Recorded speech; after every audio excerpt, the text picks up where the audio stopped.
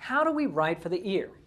Well, it starts with understanding how we process language as a listener. In many ways, what we think about as good delivery is actually speech that's easy to decode. So in this lecture, we're going to talk about how we generate and understand language. So let's begin with a primer on language production. So hypothetical situation. Let's say you and your friend are talking about a movie that's currently playing in theaters. Your friend ends his conversational turn and the spotlight shifts to you. So in order to say something, you first have to select from a huge collection of possible words. So let's say in this situation, you didn't like the movie's twist ending. So in your mind, you have a notion for endingness and you have a notion for your evaluation. So you can't use every word that you know. The average literate person will probably have 50 to 100,000 words rolling around in their head. So you need to pick the word that you want.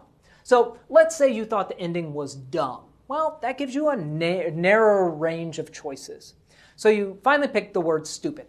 That's it. That's how you're going to describe the ending. That's a good fit. Of course, we don't spit out just individual words, all right? You don't just go like, movie bad. You got to put them in order. In English, we would say, the ending was stupid. We wouldn't say something like, stupid ending the was, right? Order matters. Okay, so now you've got the words there and they are in order, but we need to add prosody.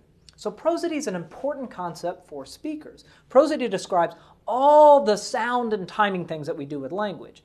Pitch, loudness, pausing, etc. It's what distinguishes the ending was stupid, implying the other parts were pretty good. And that distinguishes it from the ending was stupid. It was really not a very good ending. Okay, so after we do that, our final stop is in the brain. In the brain is in the motor cortex, where the brain tells the lungs, the tongue, and the teeth to move. Okay. Now, of course, the actual process is much messier, with parallel tracks moving from concept to formulation, with feedback happening at multiple stops, but you get the idea. Decoding speech is equally fascinating, and especially important when we start thinking about how our audience are going to hear and understand our speeches. In general, the decoding process is similar to encoding. So first, the listener has to capture the sound waves in their ear, and then the information is sent to the brain's auditory cortex, and then the listener needs to decode it. Now, process is tricky because the listener doesn't know exactly what you're going to say. You know, speech is pretty ambiguous, especially when you only hear it one word at a time. So honestly, we don't really know the full meaning of a statement until it's over. But of course, we don't listen to each word in a sentence, stop, decode the entire sentence, and then turn our attention back to the speaker. Instead, your brain is constantly switching between processing, decoding, and predicting. So, back to our example. If you already said the ending, your friend's brain has already eliminated tons of potential content.